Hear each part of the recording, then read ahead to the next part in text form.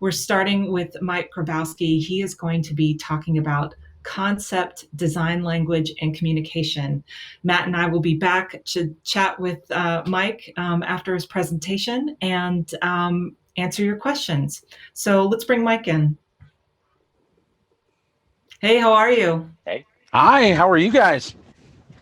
Great, pretty great, good. great to Excellent. have you start the day for us. Thank you. Happy birthday, too, by the way. Oh, thank you.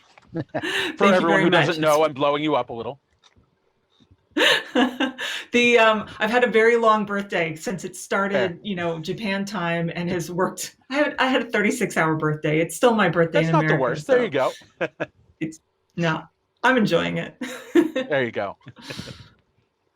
Well, we will give you the room. Matt and Excellent. I will join you in a little bit and have a little discussion about your topic before we go to questions.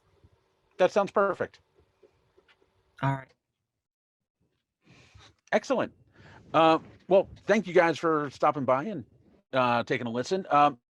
My background is mainly in broadcast as a lighting designer, everything from studios to location to concerts to news, little of everything.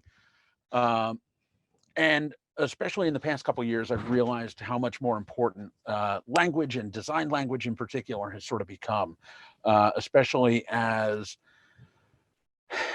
what I found, especially in more recent years, and it's always been the case, um, is a lot of clients are coming from a wildly diverse background. It felt like for the longest time, you were talking with creatives all the way up and down the ladder, but now you're finding more and more people are coming in from wildly diverse backgrounds. Some people are coming over to production and producing from more corporate jobs and more lawyer backgrounds or accounting backgrounds. And I've especially found I've had to adjust and sort of reassess how I speak and how I communicate ideas. And I think, especially in this sort of Zoom environment, as we're all sort of looking and chatting remotely, I think it becomes reinforced as an important thing to just sort of evaluate and look at how we do. The more we sort of work through what our design language is and how we communicate ideas and concepts and visuals, I think that also helps on the workflow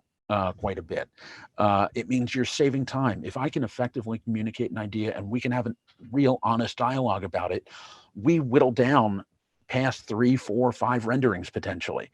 And that saves a ton of time if it just costs a conversation. And it just fosters better communication. Now, you've also engendered better client designer will, or even amongst design staff. You're being heard. You're hearing them in the way they want to be communicating and expressing themselves. So I think a lot of this examining your workflow and examining your language becomes really important because sometimes we get so caught up in the technology and the lingo and what we can do that sometimes how to express what we can do gets a bit lost in the process. Um, I've always sort of scribbled it down because it always sort of fascinated me about how different people communicate through different design ideas. And I found I'm sure there's some actual treatise on how people communicate, but I've whittled it down to sort of about 6 different ways that I found, at least, that people tend to communicate visual language. The first, and a fairly straightforward one, is technical folks. A lot of those I find here. Here's a video. Here is a picture. It's something very concrete and tactile. I can draw arrows, and it's very one-to-one. Those are sometimes it's a little harder to tease the emotion and art out of what they're after. But from a technical perspective, it's easy to communicate the literal items there. Some people prefer references, and that can be anything, which is a weird and interesting one.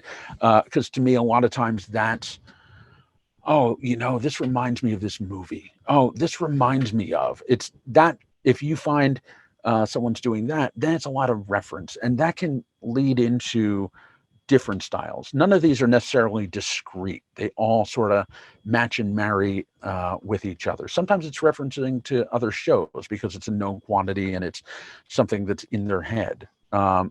One, as it gets more, a little more in depth. Some folks are very color based, so have a harder time with the concrete mechanics and sort of structures, but are very color driven and have a good language based around color. Who can describe the differences in a blue they're after. Oh, I want a little more green out of this. And again, this is sort of broad stroke bits and pieces of what and where those languages are. The other part, and this is how I know primarily I describe a lot of stuff, is through indirect adjectives that aren't necessarily exactly reflexive of what you're asking. If I'm looking for, a big ballyhoo that's sort of wiggly and asymmetric, I'll toss in words like it's squid-like. It's something, that doesn't necessarily describe it in a literal sense, but it gives you some of that indirect adjectives. I want it crunchy. I want it smooth. I want, it sounds like I'm describing peanut butter, but that sort of gives you some of the different ideas, but through indirect adjectives.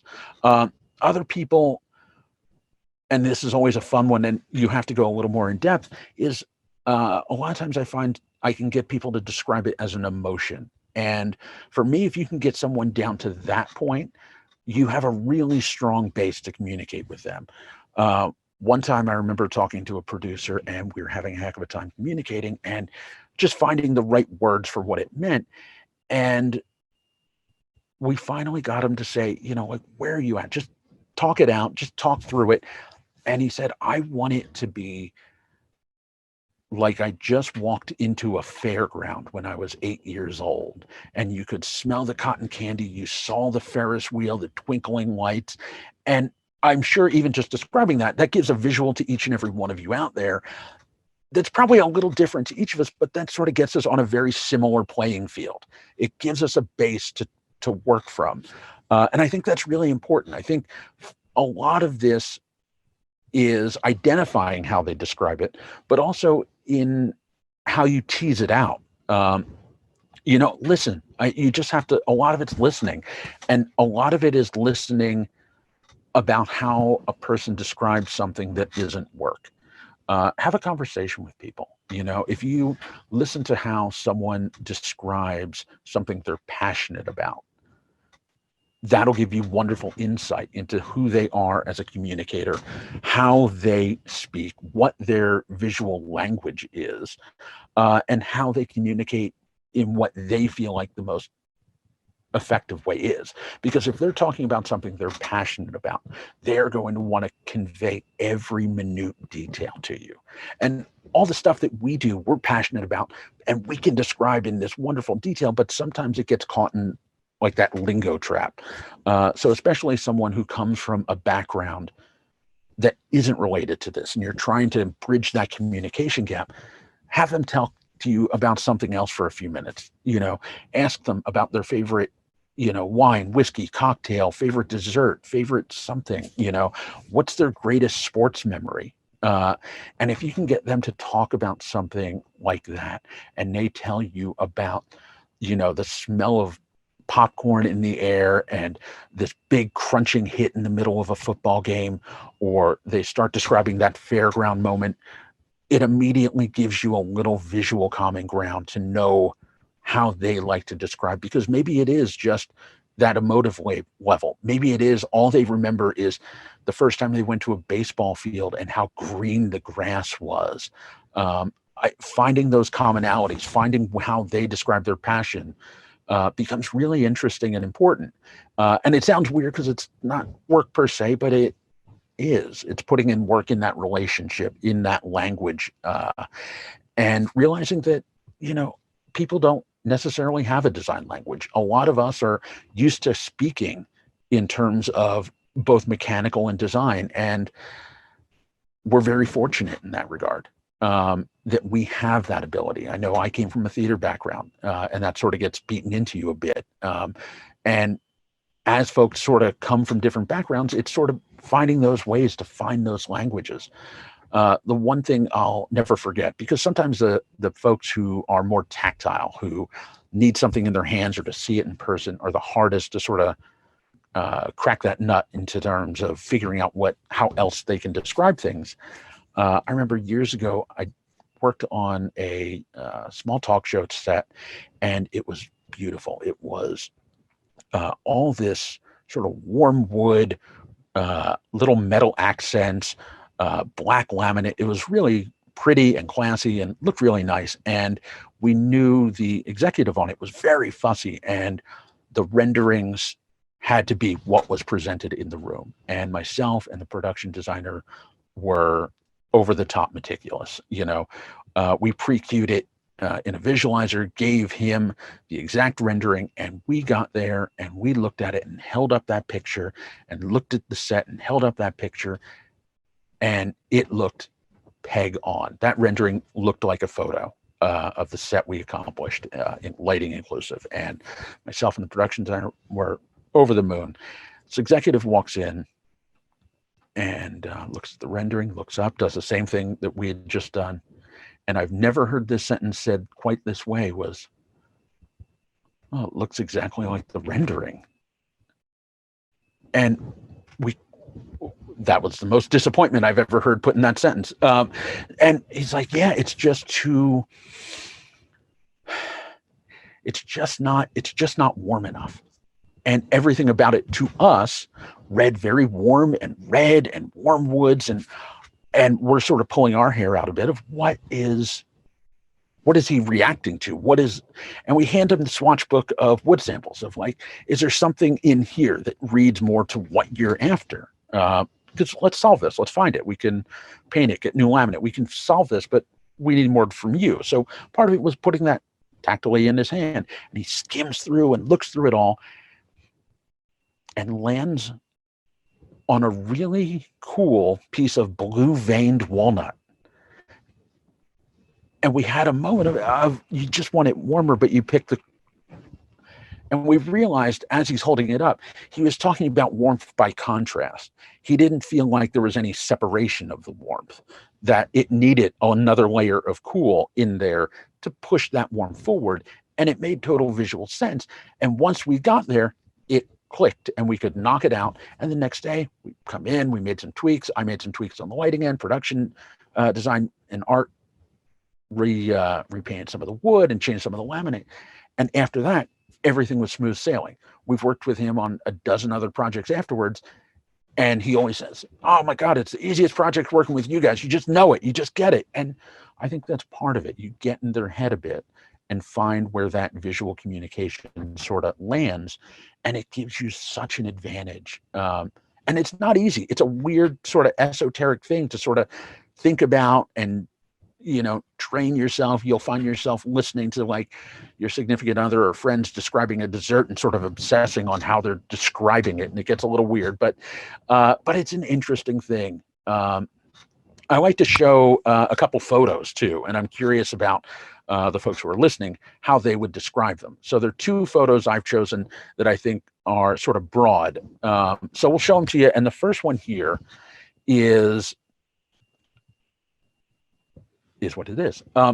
And what I dig about this is from Galaxy's Edge down in Orlando. And there's so many different ways you can describe this. Some people, for me, I reacted to that sort of, I described it as sort of the melted slushy sky of going from that pink into the blue with the little speckling in there. You had all that interest, but I've had other people look at this and their reaction is to the mechanical and organic forms, how you have the sort of, mechanical forms of some of the architecture and the craggliness of some of the buildings was another big reaction point. I've had other people react to the contrast between that incandescent warmth in some of the uplights in the lanterns versus the architecture versus the sky. So I think there's a lot of different ways you can describe this. I've had somebody else just look at it and not react really to the visual per se, but wow, that must be like walking through a movie, walking on another world with a sky like that and this immersive environment. This can evoke a lot of different things and lead down sort of different concept paths. The other one that I always like and I'll tell you what I saw out of this one next. But I'm curious again, what other people see with this. For me, some people have described the clouds. The clouds are a big feature in this one, how wispy and dense they are. Some people love the silhouetting that you get out of this and sort of the cutouts of shapes with all of it. Other people react to like the brambliness in that corner of like all the sort of fine wire detail, but the natural sky behind it. The other one, and honestly, the reason I took the photo, it looks like the cactus is flipping you off, and I find that funny. So I think a lot of that, and dissect them, chat about them. I'm sort of curious what other people see in them, how they would describe them, what their interests are. But that's sort of my nuts and bolts of that. I mean, what that all boils down to, too, after you've now explored that sort of visual language, it lets you, and this is my, inner theater geek going, is this gets back down to concept. What that fundamental concept is for a show, what that visual touchstone is for a show. Maybe it is a picture, maybe it is, that fairgrounds and wonder wheel sort of thing. But having something like that, enables me to work so much quicker. Having a touchstone for me to go back to, but also every other designer on that staff and the producing team. If we have that germ of an idea that we're all sort of in line with, man, that's awesome. And it makes it a lot easier.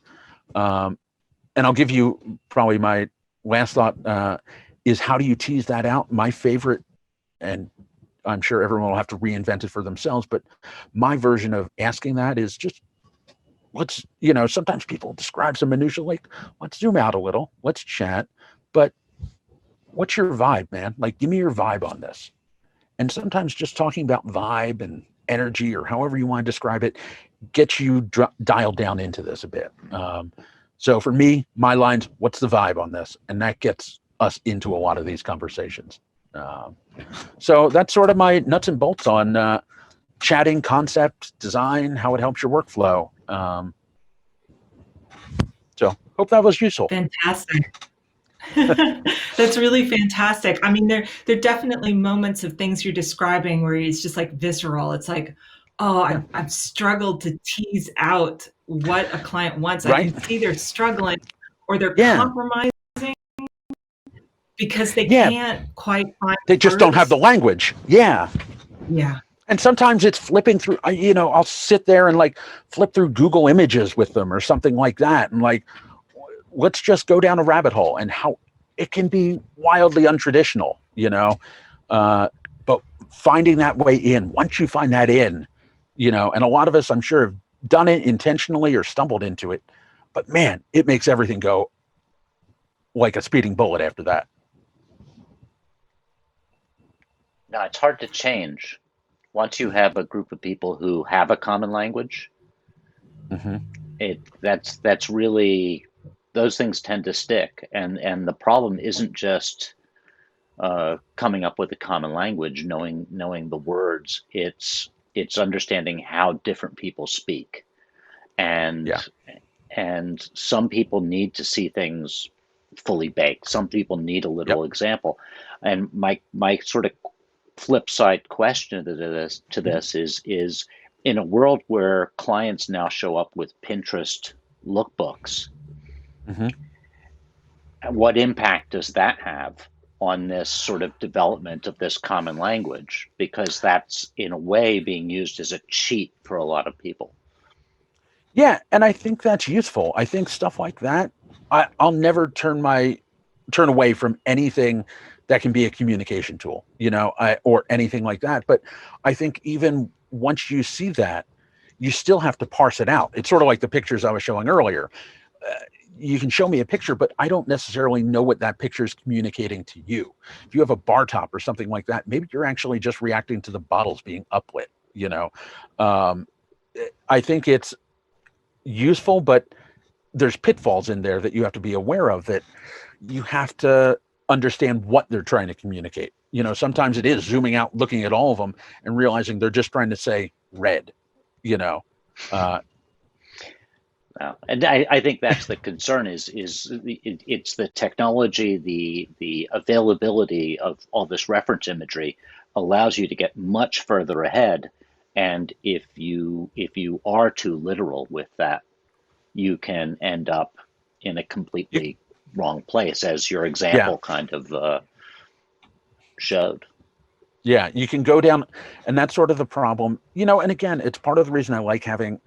I'm a big fan of conversations, and you know, it's I've been usually I'll sit down and you know, like a couple oil pastels and a Sharpie go a mile and a half. You know, it's wonderfully meaningless to everyone else after that little thing, but between myself and a producer and another designer, it articulates a lot more than a fully baked rendering often does, because we can scribble it out. It's tactile and back and forth. I found even in this sort of digital environment, doing that with shared whiteboards and that sort of stuff, you know, having that back and forth, that rapport really helps quite a bit, instead of being delivered a Pinterest board, so to speak. You know. We have some attendee questions coming in. This comes from Tal in Cincinnati. What is the balance between a client being too involved and not involved enough? And how do you help create that balance? You hope and cross your fingers. It's a difficult balance. You know, but I think, at least for me, the more I involve the client on the front end, and I think a lot of it is, especially if they're, what I found is the hardest are the clients who don't know how to necessarily have the broadest design language base, uh, feel like they need to be involved in every step to make sure their vision that they can't necessarily fully articulate is executed. So I find if I involve them more on the front end and really dive in on the visuals with them on the early end, and once they know they're being heard, I find I'm given a longer leash at that point. So a lot of times for me, it's involving folks early and deeply, and then earning that trust a bit, getting part of the way. I think we're in the ballpark, right? Yeah. And then at that point, they understand I'm listening, understand where their head's at, and give me a little more leeway to sort of move forward. So that's my instincts with it. That question kind of reminds me of that meme of like, what's your design fee? Well, it's $500. But what's your design fee if I just take the design and go execute it and you have to watch me? It's like $15,000. 15,000. Yeah, exactly. Yeah. You know. Yeah. See if we have any other questions coming in. Well, you got a thank you from Tal on that answer. Good. I'm glad. Hopefully that was helpful. But again, I mean, yeah. I would find it interesting. I remember, you know, like for you guys, how would you guys describe, I don't know, if you had a birthday treat, you know, how would you describe what that was, you know, or a favorite meal or a moment like that? I'm curious how other people describe it, you know. Yeah, I think that's the issue is, and you were talking about people coming from different areas, from different sort of focuses into production at this point, and not having the language. But I started out in theater in, I don't know, let's say the 80s, and and my language in terms of theater and my experience coming out of the East Coast is very different than what somebody on the West Coast might have had. You look at audio people calling connectors different things, and you know, yep. elements of, and I think one thing that's happening now is because of things like what we're doing today, some of these differences are getting smaller. But that's masking over a different range of personal experiences of what somebody was exposed to. Plus, you have the front of house, back of house, and then designers and technical people, and there's always these layers of things. And I think it's just putting in the work to make sure you're actually listening. And you know what? That word's exactly right. I think that's all it really, you know, for everything I said, that's all it boils down to. Just listen. Like, because everyone's really genuinely, more often than not, trying to communicate. You just might have to listen a little different. And it's interesting in what you're describing because, sure, listening is such an important part of it, but you're describing situations where not that the client or creative lies, but like they misrepresent their own creative goals. And I think that's the nuance of what you're describing. And that makes a Yeah. great client relationship that lasts forever when you can see beyond the words and listen to the things they're not saying. Yep. That takes a lot of skill. Yeah, and I think but it's something I don't think is out of the reach of anyone. I think knowing that and going into Might be that outside eyes their open. patience. Fair. That's a whole wildly different conversation. That is such a big part of this. Yeah. Yeah, but I've also found, I know I've been a little, I've run against the wall with it, and the more you do it, the easier it becomes, which is sort of a nice payoff in that regard.